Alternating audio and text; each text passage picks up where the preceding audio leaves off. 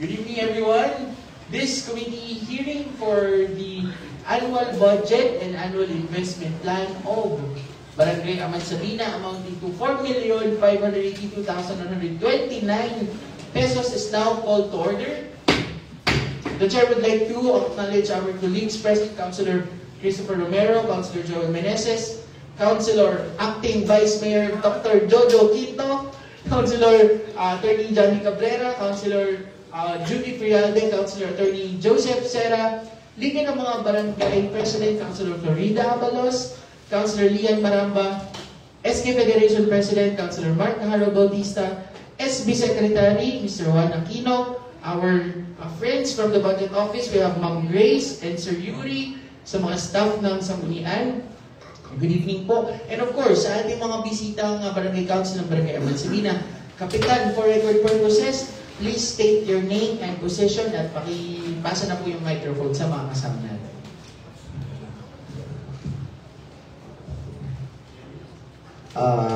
Ako po si Kapitan Ramon Mia ng Barangay Amansabina, Magandang Pangasinan. Kasama ko ang aking mga kagawad at saka ang dalawang appointed officer na secretary at treasurer. Okay, Cap. Yes po. Good evening, Your Honor. Ako po si Manuel Dito, Barangay Treasurer ng Barangay Amansabina.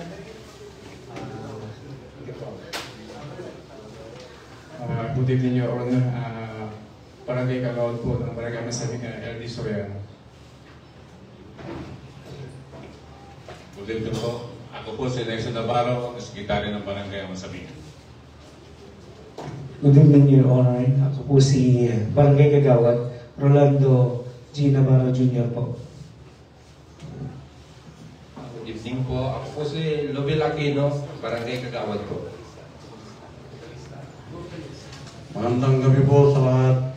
Ako po si Armando Aquino, Kagawad ng Amansabina. Good evening po. Ako po si Arcadio Magalong, Kagawad po ng Amansabina. Good evening po. Ako po si Danny Soriano, Kagawad ng Amansabina. William Salpatin, Barangay Kagawad. Okay, maraming salamat po sa inyong presence. Tanong ko lang po, nasaan po ang ating SK Chairperson?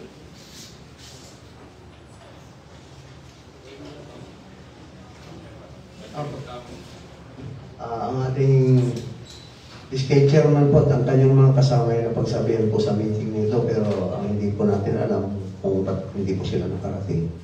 Okay, thank you po. I'm asking dahil ang SK Chairperson kasama pa rin po siya as ex-officio na councilor sa barangay. Okay, puntahan po natin lang inyong budget. Pero bago yun, Kap, i-present na nyo po muna sa amin. Saan nyo po programa, proyekto, activity gagastusin ng inyong 2024 annual budget? I-asiguro lang yung manulay para... Yan. Ayun. Kung sa gagastusin po, marami po kaming plano sa barangay na gusto namin gawin. Unang-una, doon sa binigay na building na wala naman pong laman. Building lang po yun na nakatayo, marami pong dapat ayusin ang ilagay sa loob na para magamit ng mga opisyal na maninilbihan sa barangay.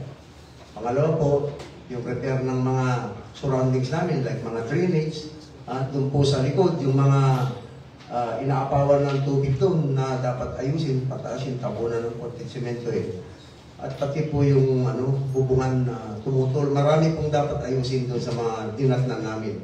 Kaya kung sakali na maaprubahan ng aming inihiling na budget, bukod dyan sa mga yan, ay may mga gusto pa kaming idagdag kung sakaling susobra kami. Kung kukulangin po, baka humingi pa kami ng tulong na magpadagdag sa inyo kung pwede po.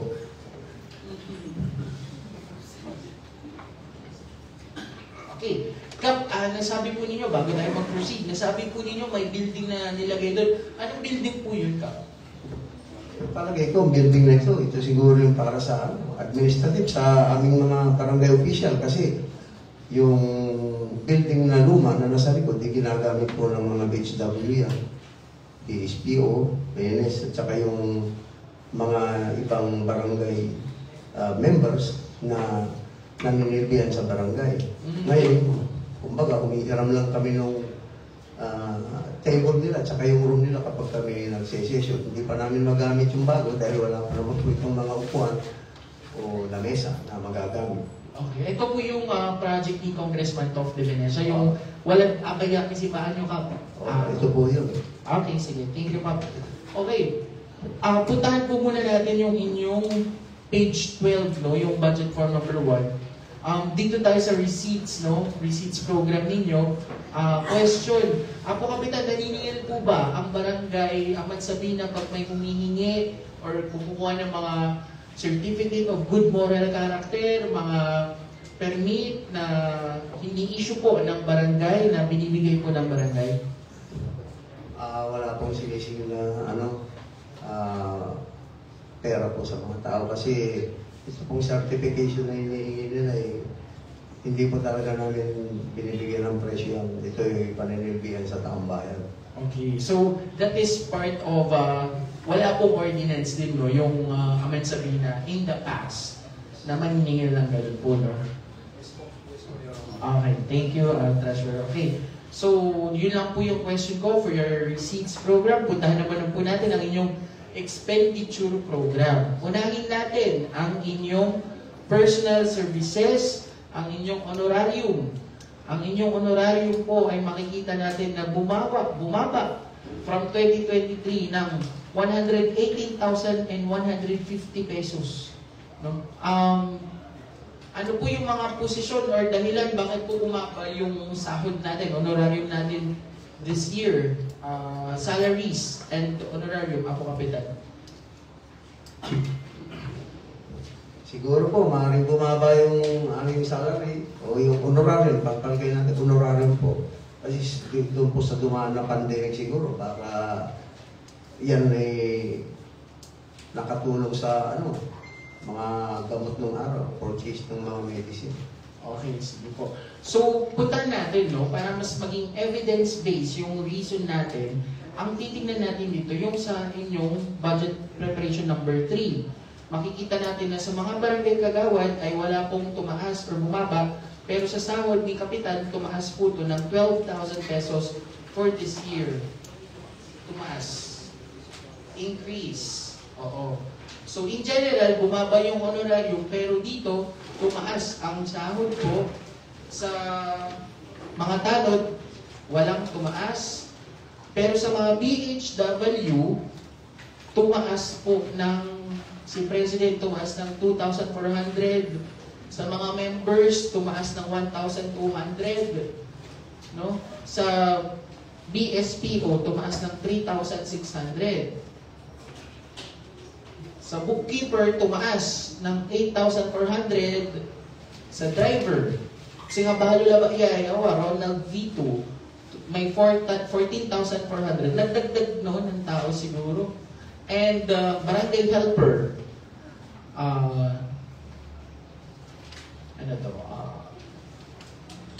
bagong posisyon na yata, 9,600. No? And may bagong member na Lupon, Jaime Mariano, for 8. No? Okay, so in general, bumaba po yung sahod, pero may mga iba lang po na tumaas yung sahod po and sa personal. Okay? Correct. Pero yung dito sa personal services, dito yung bumaba from 2023 to 2024.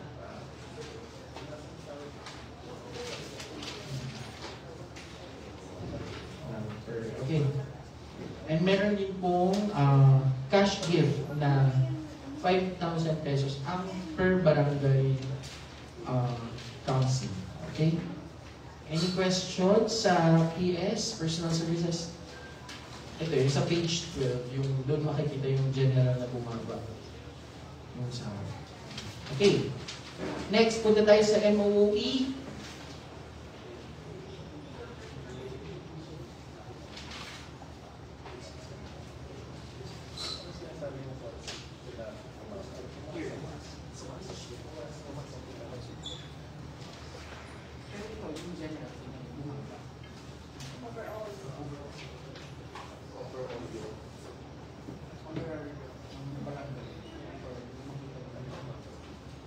Yearly tumaas yung mga kasama. Hindi dito. Pero dito sa noong 2022.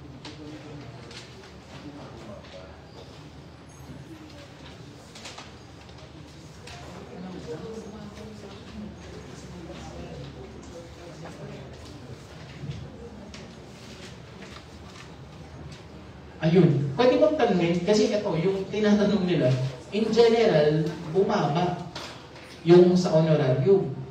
Pero kung titignan po natin dito sa form number 3 nyo, wala pong bumaba. Puro tumaas po yung sahod. Bakit po ganun?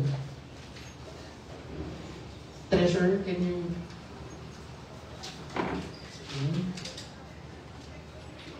walang bumaba ang sahod eh. Puro tumaas. Yung observan, si Kapitan, tama ba? Tumaas ng 12,000. Yes. Lahat ng mga kagawa, pareho. Oo, pareho. Pati sa mga tanod, wala din.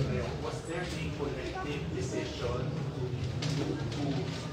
to add 12,000 pesos more to the barangay captain and for the others to just have a similar salary?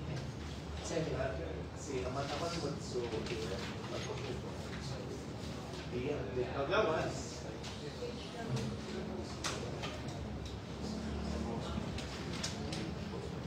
pareho. I see it. Kung yung cumulative increase, tama ba, Chair? So what made you decide to, it would have been better siguro if you would have spread the increase. Although deserve to man ng Kapitan si Karay Punong Barangay. Was that a collective decision on your part?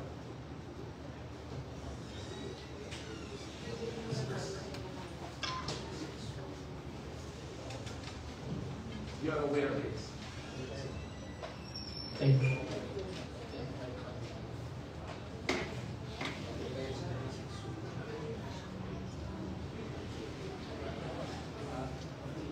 Napag-usapan yan, itanong ko lang. Pag-usapan nyo ito. Pag-usapan nyo.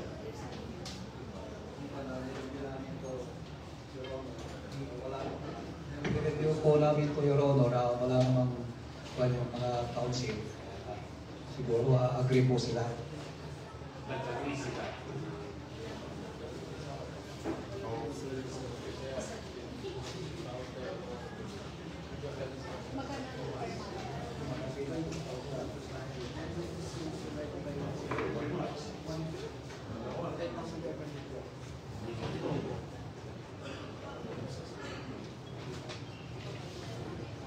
Pero tingnan mo, Treasure, yung page 12.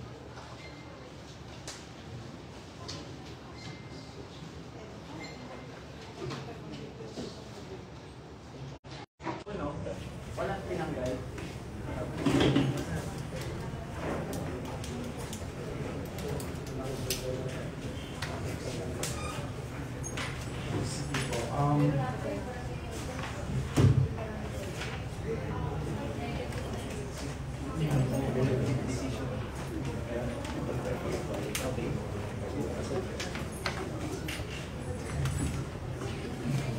Sige po. Are there any other questions sa personal services? Hearing none, let's proceed sa inyong MOE. Yung napansin po namin sa inyong MOE, bumaba po yung utility expense.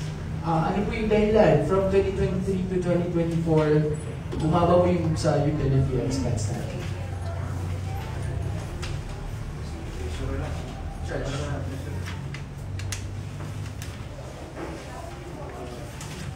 Siguro po, Your Honor, kung bakit bumaba, bilis po siguro dun sa enta na dumating po. Kaya siguro po bumaba sa Lahat naman bumaba. Pati lahat ng mga barangay tayo. Kailangan titira-base tayo. Income natin, 80% pa 90% tira-base.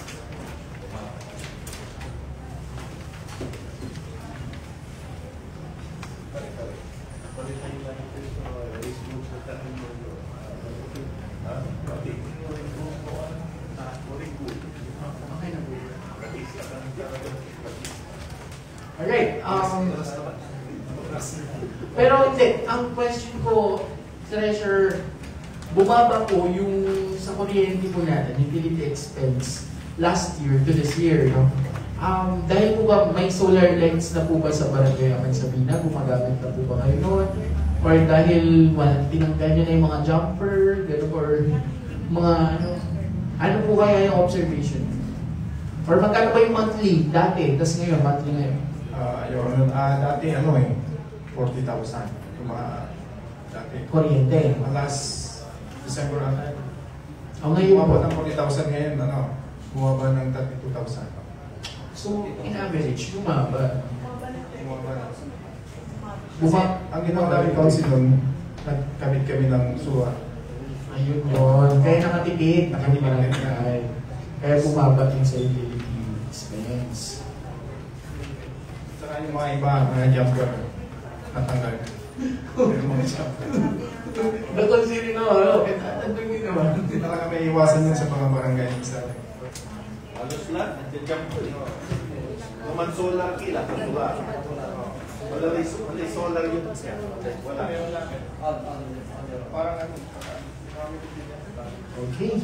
Kasi very good eh. Bumaba ng 130,000, di ba? Annually? Oh, from 330,350, naging ngayon, 200 na lang yung budget nila for utility. Tanungin natin nga yung bakit. Actually, bumaba po lahat, no? Yung training, supplies, materials, no? That's good. Maganda na nagtitipid na ako for, ayun. Pero yun, tumaas sa other MOE kasi baka doon kukunin yung mga supplies office. Okay. May question po si Councilor Joel Meneses. Councilor? Thank you, Mr. Gil. Kasi nakita ko dito yung si 0 to 0 months old children. Supplemental feeding vitamins. Sa CBA, sa budget nyo is 57,400 ka 97. So sa bawat isang bata ay may budget po siya na 821 pesos. Kasi yung dito parang ma-improve yung bigat, yung timbang ng mga bata. Ano po ba ang ipapakain nyo sa mga bata at ilang beses o ilang weeks, ilang months yung silang pakainin? Kasi pag hindi araw-araw mapakainin yung bata, walang kwenta eh. Walang improvements. Diba? Walang improvements kasi isang beses sa isang linggo. Parang useless eh. Lalaki pa ng council nila pala. Wala bang idea? Wala kayong kasama na BHW? O ilang beses pakainin yung bata?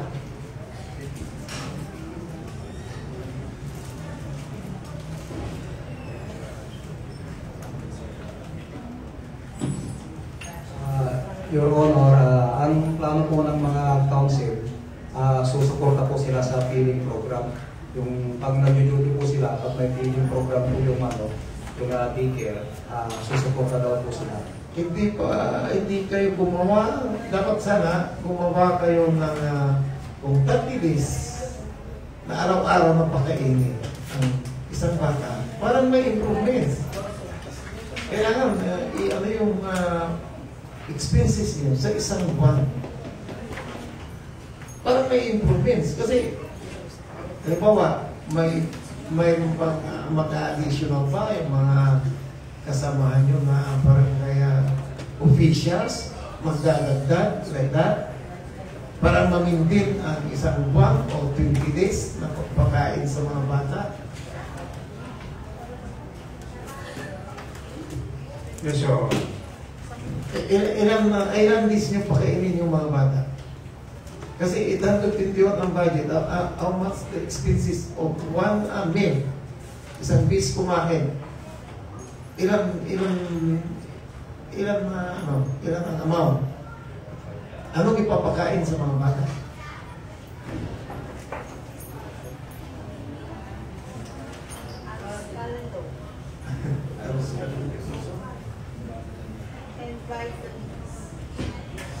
Vitamins sa lugaw. Lugaw, anong sahog ng lugaw? Chicken. Kasi dapat nasa items na makita yung mga programa kung anong mga ipapakain i-consult nyo sa nutritionist para na hindi lang tayo nag-aaksaya ng panahon. Hindi, tama naman ang sinasabi ko eh. Diba? Oo, kasi gusto eh. Diba tama? Diba, okay, walang problema sa vitamins kasi alam ko, yung vitamins, makakakuha kayo ng vitamins sa video ng hospital. Diba? Yung problema lang dito, yung mga pagkain. Ay kung masuprahan nyo rin, ay baka hindi naman. Ay kasi yung 0 to 71 years, 0 to 71 months, ano sa 2 weeks, 3 weeks, di ba? Eh kasi mag-umpisa sa 0 eh. Kasi barangay ako program sawa, makatangil lapan sa puno, walis kung ikama ng munisipyo dyan din. Yan, may supplemental. Kasi sa iting mga baka na dyan, to improve, subulat na uhaw. Patagi yan, di ba? Pabulatan sa uhaw. Ang matamat eh. Pabulatan si Kapitan. Hindi, na ano ako dito eh.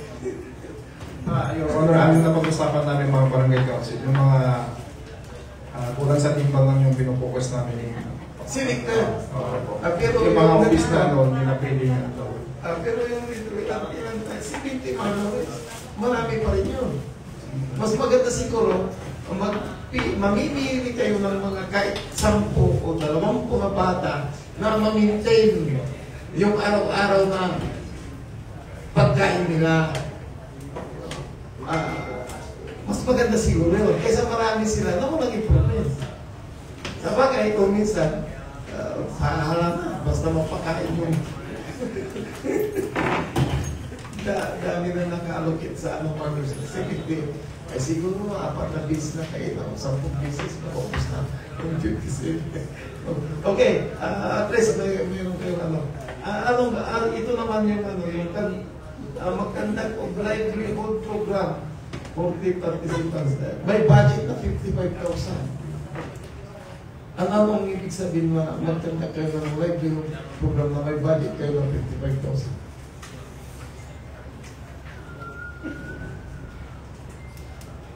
Honor, magkakandak ng livelihood program para yung mga walang trabaho na nanay doon kaysa magtumit sila. Yung pagkatahi, ganun, tuturuan sila. Yung 55,000, anong bibigyan sila ng kapital, ganun, gamit? Mabili po ng mga gamit na pangtahi, ganun. Pandait. Pero mostly na mga babae, posibleng hindi nila magtahi. Ayaw nila magtahi. Magtahi. Ako alam ko sa magtahi din. Danyo na may makina, may zinger. Wala niyo.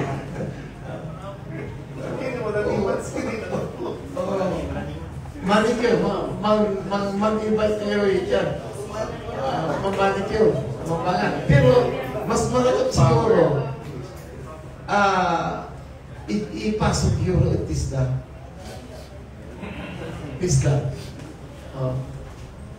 May budget you, 55,000. Kasi wala mo kami bayar eh. Tisda. Mas maka-aral kayo na siguro. Ikinyuaral yung tisda. Walang isot-isot.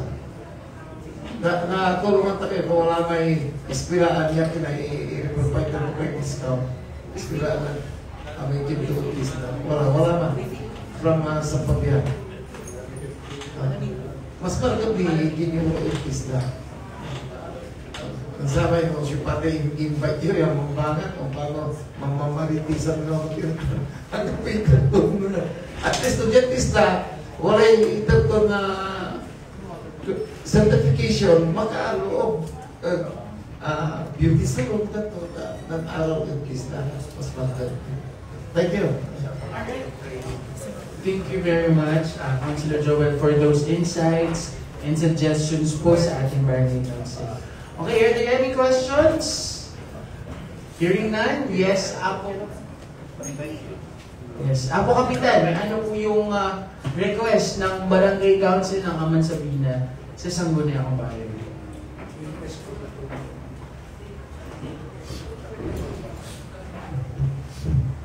Your Honor, yung pong request namin, yung approval ng aming budget.